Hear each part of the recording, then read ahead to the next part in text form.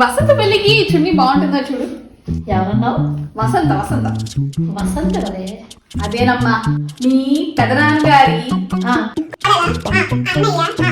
అమ్మాయి పెళ్లి కార్డు వచ్చిందమ్మా. ఇంట్లో పెళ్ళికి కుక్కల హడాడని నీ హడాడు ఉంటే అది కాదమ్మా, పెళ్లి కార్డులో ఫుడ్ మెనూ కూడా ఉంది. ఆహా, దాంట్లో ఏముందో తెలుసా? సాంప్రదాయపరమైన ముక్కలు పులుసు ఉందమ్మా. ముక్కల పులుసు కోసం పెళ్లికి వెళ్తావా? ఆ ముక్కల పులుసు నేను చేసేస్తాను. ఇంట్లో చేయొచ్చు అంటున్నాను. శుభ్రంగా చేయొచ్చు. మరి ఎందుకమ్మా చేయట్లేదు? అలా వచ్చావా? చేసి పెడతాను, నువ్వు చూడు. చేస్తా అంటున్నావు. సరే ఈ చున్నీ ఇంకో దానికి వాడుకుంటానులే. కూరగాయలని రెడీ. రెడీ చేసావా? ఎస్, రెడీ చేశాను. నెక్స్ట్ ఏంటి? టోటల్ గా ఇది ఒక 5 స్టెప్ ప్రాసెస్. స్టెప్ 1,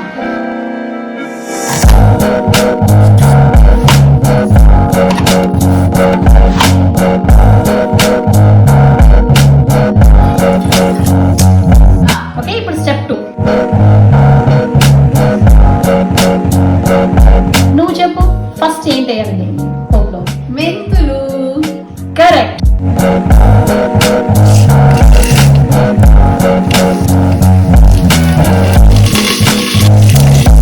స్టెప్ 2 అయిపోయింది.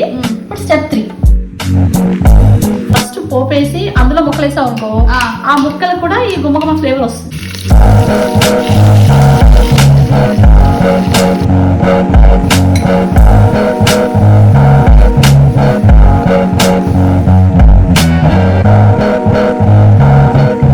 ఇంకా ఉడికిపోతుంది. ఇది ఉడికేలోగా మనం పౌడర్ తయారు చేసేద్దాం. స్టెప్ 4, వంటకు కావాల్సిన సామాన్యం తెచ్చేస్తుంది. అప్పుడు మీరు కొంచెం లైక్ సబ్స్క్రైబ్ అరేంజ్ చేసి నోటిఫికేషన్ మీద ఆ గంట ఉంటుంది కదా, ఆ గంట మీద కొట్టండి. మెంతులు బాగా వేయించాలి. నూనె లేదు, నూనె అక్కర్లేదా? నూనె అక్కర్లేదు, ఇట్ ఈస్ ఓన్లీ రోస్టింగ్. ఓ, నేను నేర్చుకుంది ఏంటంటే బియ్యం థిక్ కన్సిస్టెన్సీ కావాలంటే బియ్యం ఉండాలి. ఓకే, ఇది చల్లారేసరికల్లా ఆ కుక్కర్ కూడా అయిపోతుంది.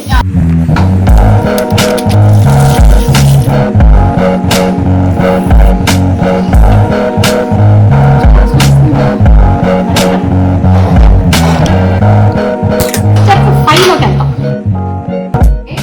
అంత వేసేయాలా? ఒక 3 చెంచాలు. 3 చెంచాలా? ఓకే. బెల్లం తీసుకొచ్చామా? స్టెప్ 5 లో లాస్ట్ పార్ట్. ఏ వావ్, చిన్నపిల్లలు ఫీల్ అయిపోతున్నట్టు ఆనందంగా ఫీల్ అయిపోతున్నాను నేను. ఇది నీకు మరీ తీయగా కావాలి అనుకుంటే అప్పుడు ఇంకొంచెం వేసుకోవచ్చు. బా, ఎంత మంచి వాసన వస్తుందమ్మా. ఏదో ఆ వసంత తర్వా అని ఇంట్లో చేస్తాం మొత్తం మీద. వసంత ఎవరమ్మా? అదేంటే పెళ్ళి అన్నావు, వసంతది. పెళ్ళి కరెక్టే. వసంత వసంత వసంత అంటే ఇంటికి వసంత పెళ్లి కార్డు రాలేదా? రాలేదమ్మా. నా చేతి చేయించడానికి నాటకాలు అడవే నువ్వు.